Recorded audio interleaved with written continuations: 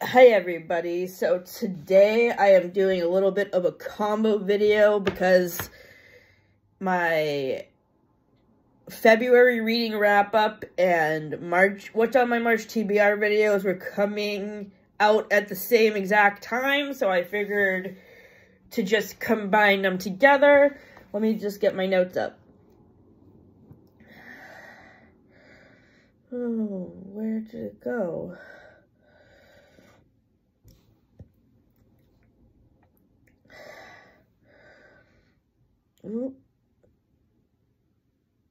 Okay, so I have two different documents with what I read this year. I have two different sets of notes.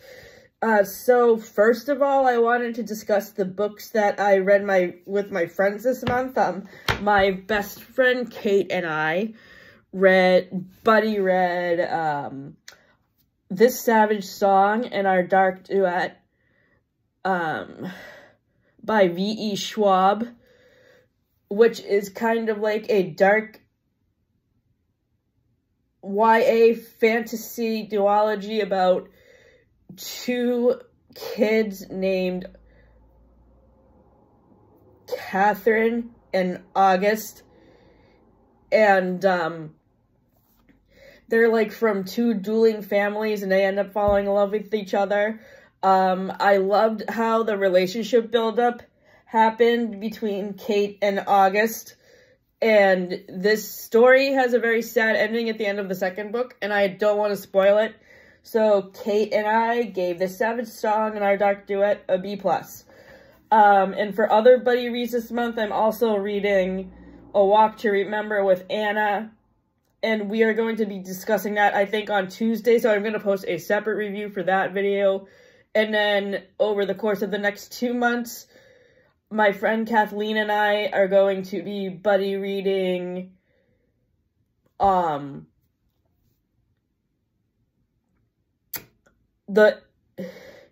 Picture of Dorian Gray by Oscar Wilde, which was featured in Haley Pham's Reading Like Rory Gilmore for a Week video. So our review of that video will come out sometime around the middle of April, because we are going to be reviewing the book at the same time that we do our review video about the first 2 seasons of Gilmore Girls, which we have been watching since we started watching Gilmore Girls last semester every Friday after art class. And right now we are on episode 7 of season 2, and we should be done with season 2 by the middle of April, because we just started it 2 weeks ago. So, yes, stay tuned for that update. And as another buddy read, my friends from New Hampshire and I have read 19 Minutes by Jodi Picoult for March, and Friends, Lovers, and the Big Terrible Thing, Matthew Perry's memoir, for April. So those reviews will be coming out in the next 2 months. Stay tuned if you are interested in hearing our thoughts on those books. So let's see, I reviewed the Black History Month books already. Okay, so for Disney Princess books, I wanted to review the series Meant to Be. This is modern day retellings of Disney movies. The first book, which is the book I have right here, If the Shoe Fits, it's a modern day version of Cinderella, where Cinderella lives in Los Angeles. She's into fashion. She designs shoes. She's overweight, and I love her body positivity focus. And she goes on a show in this book's universe that's similar to The Bachelor, called Before Midnight.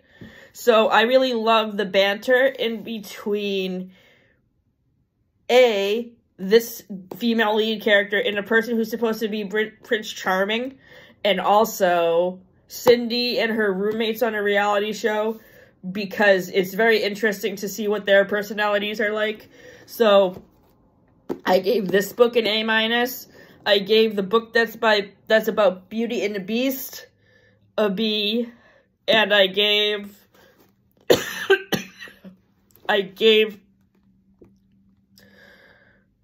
the one about the Little Mermaid, which is called Kiss the Girl, a B+.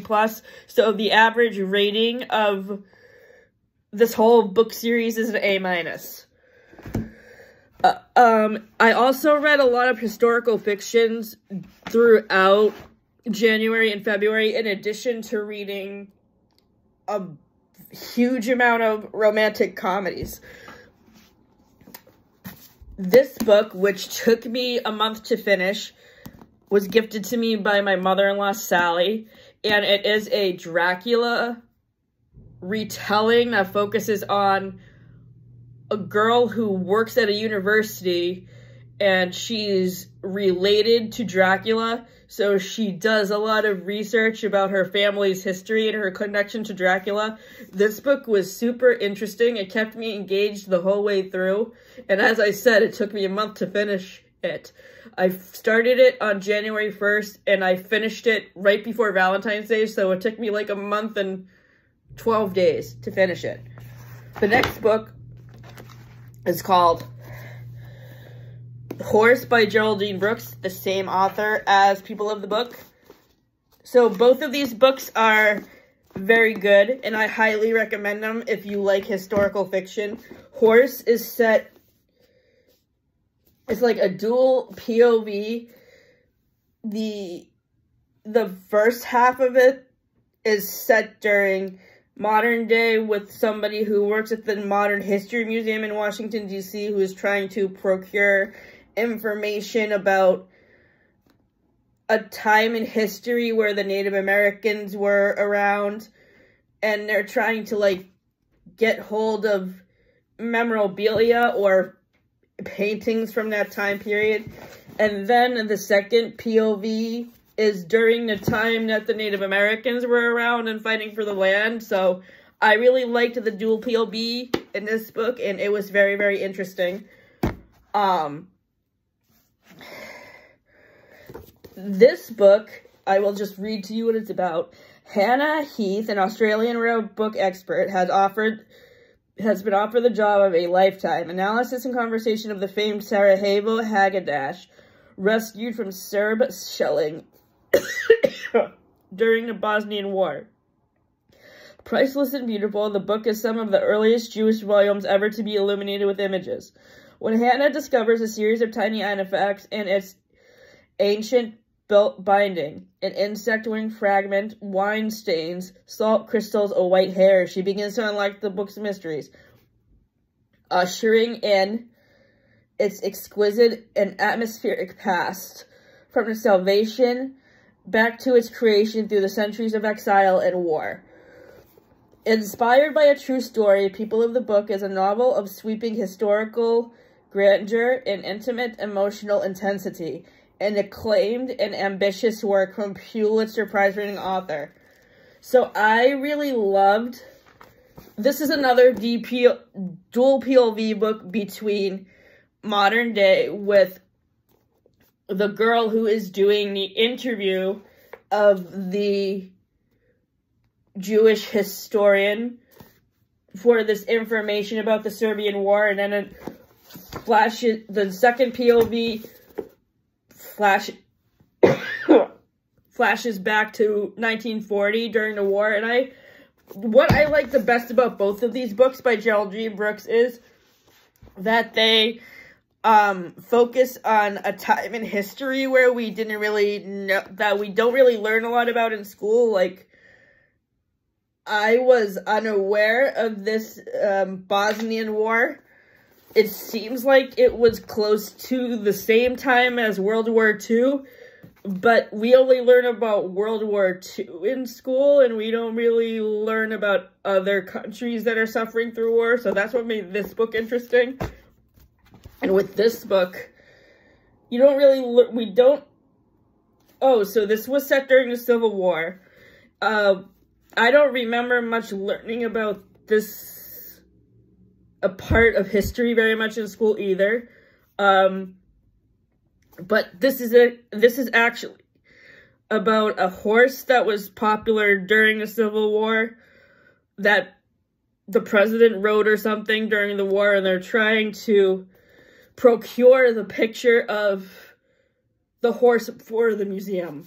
So that's what the basis of this story is. So,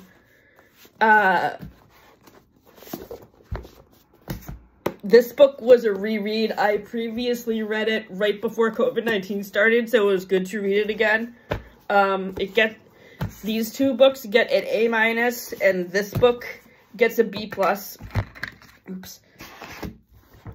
I have this marked so I can answer discussion questions later. Let's put those books to the side.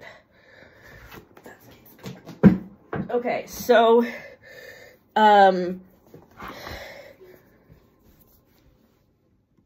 sorry about that. Where is it?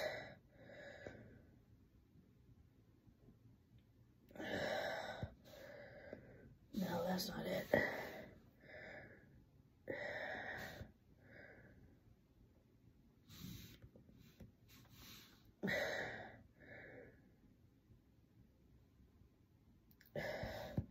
Here we go.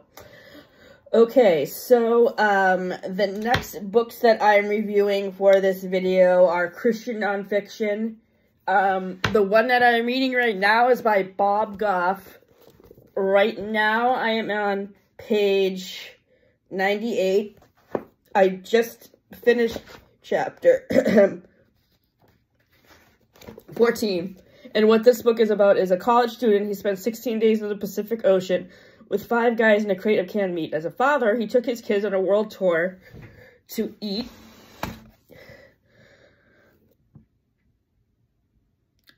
ice cream with the heads of state. He made friends in Uganda, and they liked him so much he became the Ugandan consul. He pursued his wife for 3 years before she agreed to date him. His grades weren't good enough to get into law school, so he sat on a bench outside the dean's office for 7 days until they fully let him enroll. Bob Goff has become something of a legend, and his friends consider him the world's best-kept secret. Those same friends have long insisted he writes a book, and he finally did it. It's full paradigm shifts, musings, and stories from one of the world's most delightfully engaging and winsome people. With what fuels his impact? Love. But it's not the kind of love that stops at thoughts and feelings. Bob is convinced love takes action. Bob believes love does. When love does, love gets interesting. Each day turns into a hilarious, whimsical, meaningful chance to make faith simple and real. Each chapter is a story that forms a book, a life. And this is one life you don't want to miss. Light and fun, unique and profound. The lessons drawn from Bob's life and attitude just might inspire you to be secretly incredible too.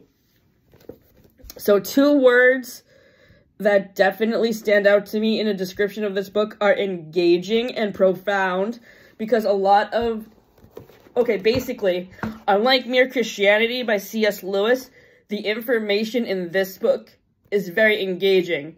Mere Christianity kind of put me to sleep, and that's why I had to DNF it. But with this book, I am very engaged by the lessons that Bob Goff is teaching. And it's profound because the stuff he talks about is not just to love yourself, but also love the people around you and love what you're learning. So I'm hoping to really answer the discussion questions in this book once I finish it and figure out how I can incorporate what he talks about in this book into my life a little bit better. So I would like to thank Haley Pham for recommending this book to me. The next book that I'm currently reading is called The Hole We're In by Gabrielle Zevin. This is by the same author as Tomorrow and Tomorrow and Tomorrow, and The Story Life of A.J. Fickery. They did not have The Story Life of A.J. Fickery when I went to the library earlier in the week, so I picked this book up instead. So far, I am on page 84, and what So this story is about meet the Potmerys, a church-going family living in a two-red house in a Texas college town. Roger, the patriarch, has impulsively gone back to school only to find his future ambition at odds with the temptations of the present. His wife, Georgia, tries to keep things in order at home, but she's feeding the bill drawer with unopened envelopes for months and can never find the right moment to confront its swelling contents. In an attempt to climb out of the holes they've dug, Roger and Georgia made a series of choices that have catastrophic consequences for their three children, especially for Patsy, the youngest, who will spend much of her life fighting to overcome them. The Hole We're In shines a spotlight on some of the most relevant issues of our day, over reliance on credit, vexed gender and class politics, the war in Iraq. But it is Devin's deft exploration of the fragile economy of family life that makes this a book for the ages. So this book will probably be reviewed in my March TBR video because I just started it on Tuesday and I'm not very far into it yet. So stay tuned for the review on this.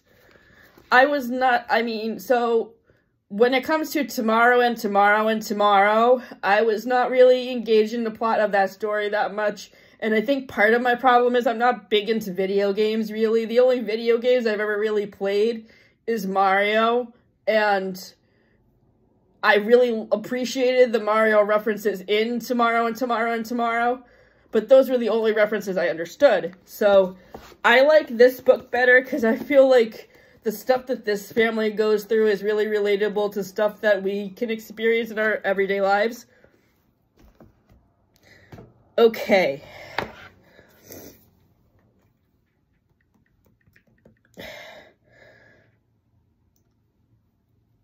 Another historical fiction book that I borrowed from the library that I do not have with me presently is The Summer of '69 by Ellen Hildenbrand. She's also the same author as The Hotel Nantucket and The 5-Star Weekend and 28 Summers. I think I've hit a slump with Ellen Hildenbrand's books presently because the two recent books that I have read by her, Beautiful Day and The Rumor, have not really kept me engaged. But what was really interesting about The Summer of '69 is basically she talks about the world events that were happening during the year she was born. She was born in July 1969, which was around the same time as the moon landing. So, I mean, my parents would probably definitely be able to relate to the events in this book because it's stuff that happened when they were young. And I learned about it in the 8th grade when we did a 1960s unit in social studies class. So The Summer of '69 definitely kept me engaged. It was very interesting. I gave it a B. And now into my extensive list of romance books. Now, I have been reading romance books since Christmas time because I read holiday rom-com books, but for right now, I will talk about more recent holiday rom-coms that I've read. A author that I have been recently introduced to by my friend Lexi's mom is Debbie McComber. I have read 3 books by her so far, and so far this one has been my favorite. It's about a woman who deals with losing her husband, and she takes in a boarder in her house who is a 20-year-old nurse who is dealing with an alcoholic parent and really stressed at home, so she lives with her for a bit to take a break from living with her dad because it gets really stressful for her. So, the younger girl in the book, who's the nurse, she also deals with the grief of losing her mother, and her father has depended on alcohol to deal with the grief on the death of his wife, and has put his family in debt. So that's why she decides to go live with Joan for a while. Joan is the older woman, female main character in this book. And I really like the relationship that Maggie, who is the nurse, forms with Joan, Nick, who is Joan's son, and Phil, who is the landscaper at Joan's house. They have a very unique friendship going on in this book. It's very sweet, and I really love it. So I gave this book 4 stars on Goodreads, and then the other 2 books that I read by Debbie McComber earlier this month were Alaskan Holiday, which is a Christmas book that's set in Alaska, and I'm going to probably reread that again in December and review it more accurately in December. And then the other book I read was called Almost Paradise. I picked up that book because it has the same title as a song from the musical Footloose, but it basically is a summer camp romance. It's about a girl named Shelly who goes to work at a summer camp, and she falls in love with, like, the lead male camp counselor. And it's like an enemies to lovers relationship with them because they don't like each other at first, but then they grow to like each other and fall in love. So I gave that book an A- because of the summer camp lake setting and because of the relationship between Shelby and Rourke, and also with all the little kid campers because they're sweet.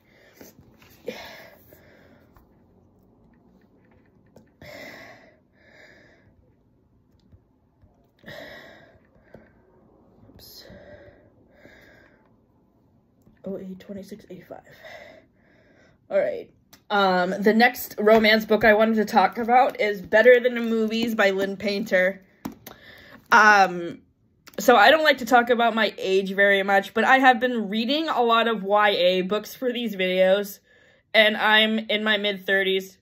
I'm going to be 40 in a couple of years, so you would think that given my age, I wouldn't really read a lot of YA books, but what I find interesting about reading YA romance novels is that sometimes the relationship dynamics between the characters can definitely be relevant to how I was like in high school and the beginning of college, because like that's how all these characters are supposed to be. They're supposed to be like 16 to 19, I think. That's usually the demographic for these books. Another thing that's cool about books like this in the Happy Ever After playlist by Abby Jimenez is that they have songs for playlists in the back. So the playlist actually helps me, like, make my reading go faster, because I just pop it on when I start reading, and then I get so lost in the book that I end up reading, like, 5 or 10 chapters by the time I shut off my music. And if you try to call me when I'm reading, that's why I never answer the phone, because I'm listening to music while I'm reading and very engaged in my book. And I usually read, like, at 9 o'clock. So if you call me at that time and I don't answer the phone, that's why. And I usually go to bed right after that, so don't call me any later than 10 o'clock, please. Or 10:30. So the main boy character in this book, he's super sweet. I love him. The girl character, Liz, I can't stand her. I think she's too whiny, and she's also very narcissistic. So I gave this book 3 stars on Goodreads. I love Lynn Painter's writing. It's very engaging and fast-paced, and I am going to be reading this book by her next, Mr. Wrong Number, which is her adult rom-com, which Haley Pham has also read. I can't remember what she gave this for a star rating, but I can't wait to see what my rating is. And I gave this 3 stars on Goodreads.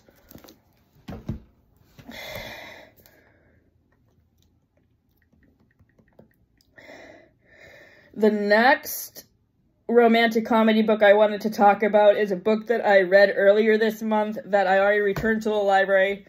I'm actually going to cover 2 books at once because they are both modern retellings of Romeo and Juliet.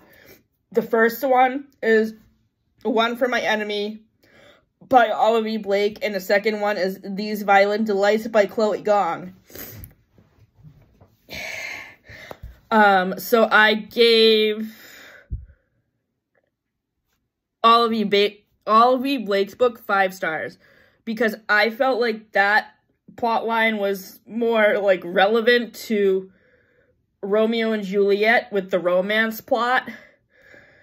I love the modern day interpretation of Romeo and Juliet and how they were like texting each other and how the text message conversations are put into the story. I thought that was cute. Olivia Blake's writing is very lyrical, and I was able to finish the book in like less than 4 days. So I really enjoyed it. I gave it an A- because I felt it was like really close to the Romeo and Juliet story. And like Haley Pham did when she reviewed this book, she mentioned that she DNF'd this book, did not finish at 230. That's about as far as I made it. What made These Violent Delights hard for me to get into was that I felt like, so there was a focus in this book about a disease outbreak that was happening in Beijing or Shanghai, wherever it was set. I think it's Shanghai. It's Shanghai, China, because Beijing is where Cinder is set. And I think the breakout of the disease was too much of the main focus, and it didn't really focus on the Romeo and Juliet plot as much. So that's why I really enjoyed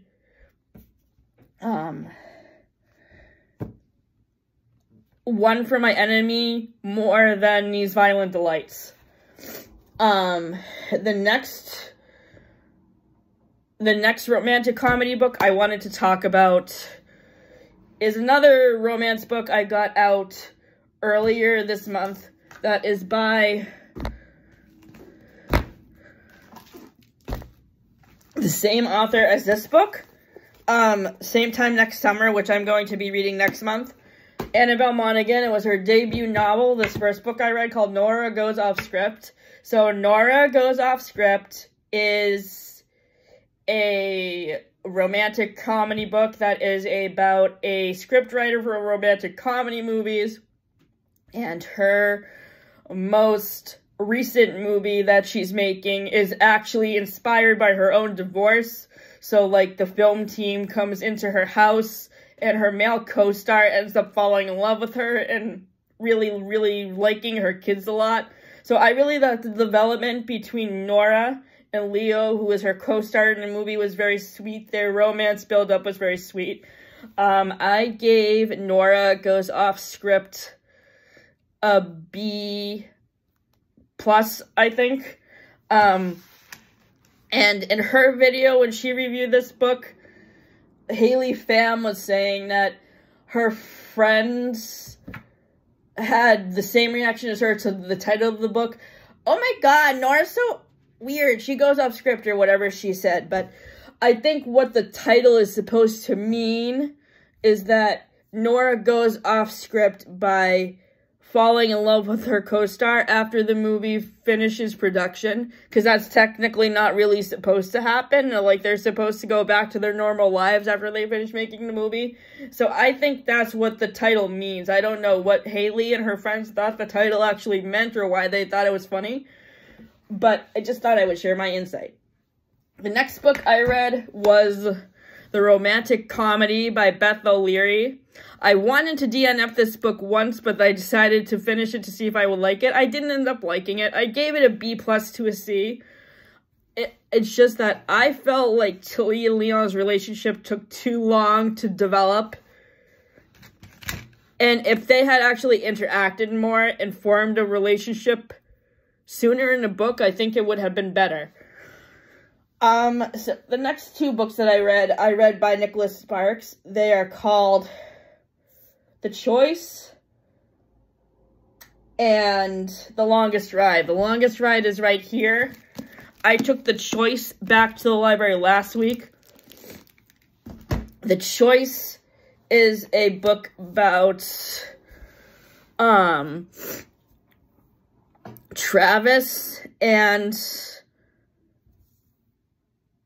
I don't remember what the girl's name is.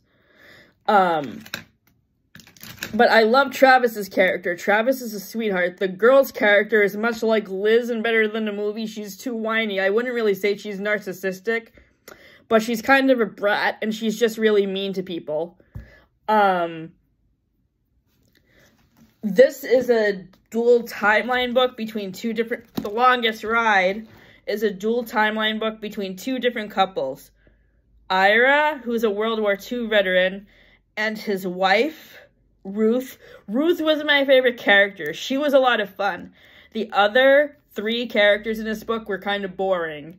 The second couple in this book is two kids who are in college, Sophia and Luke. I tried to enjoy this book, but I just thought the plot progression was really slow, so I stopped reading it at 185 pages. So I'm taking a break from Nicholas Sparks and Ellen Hildenbrand for a while, and just collecting my thoughts on their books before I go back to read any more, because I think I've just been reading their books at too fast a pace, and I just need a little bit of a break.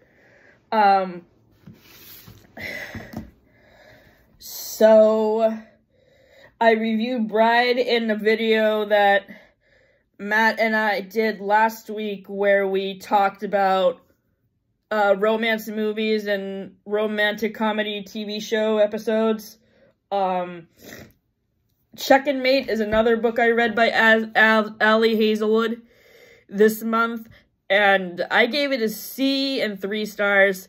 Like, I wouldn't say couple relatability is my issue with the characters in Ali Hazelwood's books, because most of her books are set in STEM, and Bride is like a vampire werewolf romance. Like, the characters in her STEM romances make me think of Big Bang Theory, which is one of my favorite TV shows.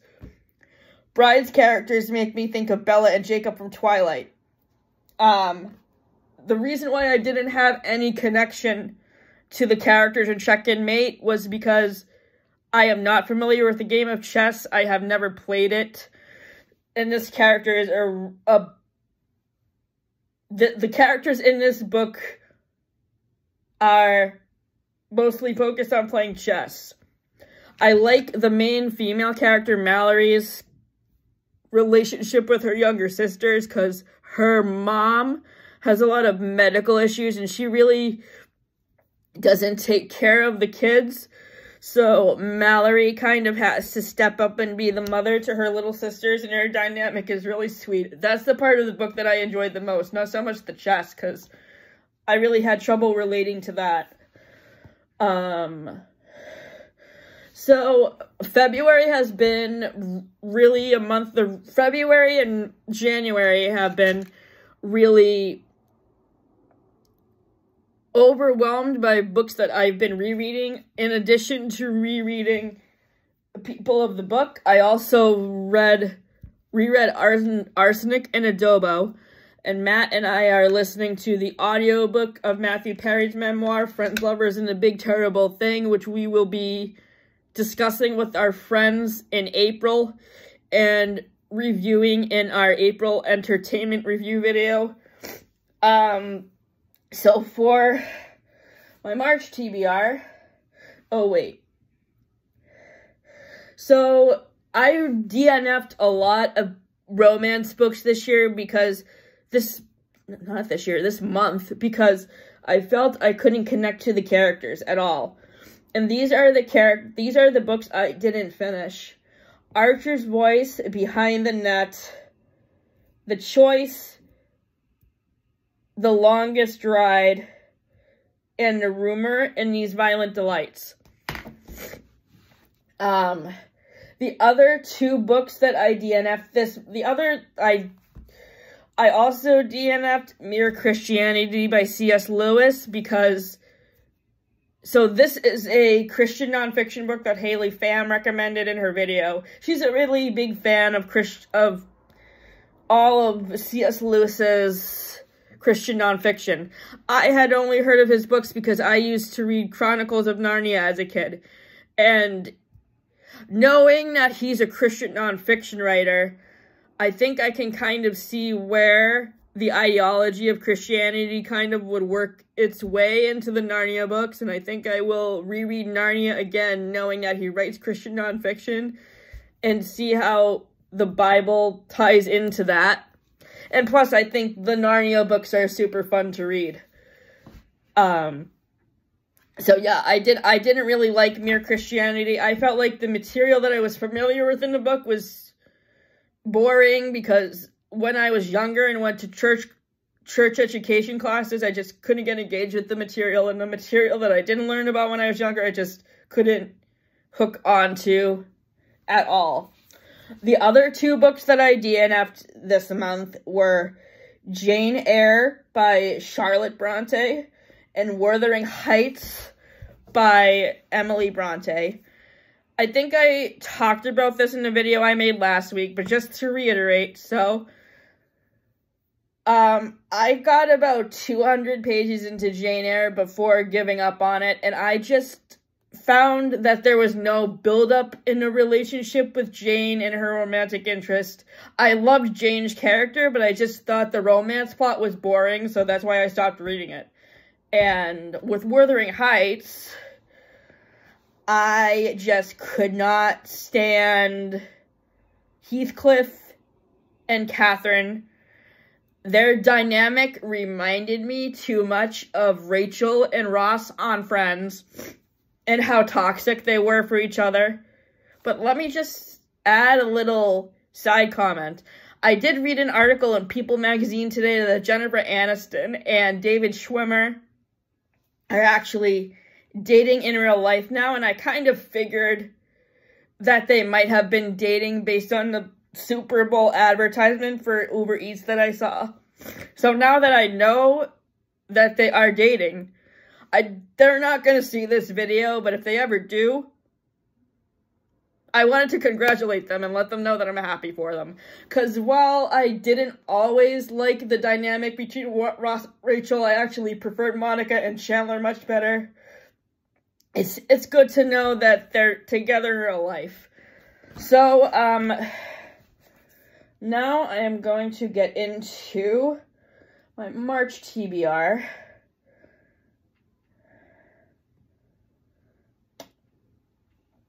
My God, I have too many documents. Alright, so for March, my other rereads are going to be A Gentleman in Moscow and The Night Circus by Erin Morgenstein. The other books I am going to be reviewing in March are A Dream So Wicked and A Taste of Poison from Entangled with Fae series. Same time next summer by Annabelle Monaghan, the same author as Nora Goes Off Script. Hester by Laurie Lico Albanez, which I saw on the recommended read shelf at the library, decided to pick up. So it seems like this is a historical fiction chapter set in Scotland, and the lead character is a seamstress, and she meets a man named Nathaniel Hawthorne, and they're drawn to each other, who is haunted by his family's role in the Salem witch trials. So this sounds so interesting, and I can't wait to review it for you guys. So Haley Pham really hyped this book up on her YouTube channel. This is another dark academia murder mystery similar to If We Were Villains in A Secret History. It's about a group of people who are getting together at their 10-year college reunion, and one of their classmates has died since the reunion and he was murdered, and they're talking at the reunion about who committed the murder. So this goes back, when Haley reviewed this book, she said it went in between different time periods, like then and now. So I can't wait to see how that all melts together in the end, and how they end up solving the mystery of who killed their friend. And who knows, the killer might be in their group. I don't know. So I've been hearing a lot about Colleen Hoover's books on Destiny, Sarah, Rachel, and Haley's YouTube channels. all 4 of them really seem to like her. The book that I wanted to get today, they didn't have. It's called All Your Perfects. So I decided to read this book instead. It's called Without Merit. And this is not a book that they have reviewed, so I'm excited to review it. Not every mistake deserves a consequence. Sometimes the only thing it deserves is forgiveness. The Voss family is anything but normal. They live in a repurposed church, newly baptized Dollar Voss. The once cancer-stricken mother lives in the basement. The father is married to the mother's former nurse. The little half-brother isn't allowed to do or eat anything fun, and the eldest siblings are irritatingly perfect. Then there's Merit. Merit Voss collects trophies she hasn't earned, and secrets her family forces her to keep. While browsing the local antique shops, the next trophy she finds, Sagan, his wit and unapologetic idealism disarm and spark the renewed life into her until she discovers he's completely unavailable. Merit retreats deeper into herself, watching her family from the sidelines while she learns a secret that no trophy in the world can fix. Fed up with the lies, Merit decides to shatter the happy family illusion that she's never been a part of before, leaving them behind for good. When her escape plan fails, Merit is forced to deal with staggering consequences of telling the truth and losing the one boy that she loves. Poignant and powerful, Without Merit explores the layers of lies that tie your family together and the power of love and truth. This book sounds so good, and I can't wait to read it. The next book is also by Colleen Hoover, and it's called Heartbones. Bea Grimm has only ever known a life of poverty and neglect. After surviving by any means necessary, she finally has a hard-earned ticket to Kentucky with a full ride to Penn State. Out of Kentucky with a full ride to Penn State. 2 short months before she's finally free, an unexpected death leaves her homeless and forced to spend the remainder of her summer on a peninsula in Texas with a father she barely knows. Begging the summer to go by quickly and hoping to remain as invisible as possible, Bea wants nothing to do with Samson, the wealthy, brooding guy who lives next door to her father and couldn't possibly understand where Bea's coming from or what she's been through. But with an almost immediate connection to the too intense from them to deny, and future leading them to opposite ends of the country, Bea and Samson decide to stay in the shallow end of a summer fling, neither of them realizing that a rip current is about to drag them both of their hearts out to sea. This book sounds so good, I can't wait. And then, I just mentioned that I am going to also read Mr. Wrong Number this month, because I didn't get the chance to read it in February, so it will be reviewed probably in the middle of March.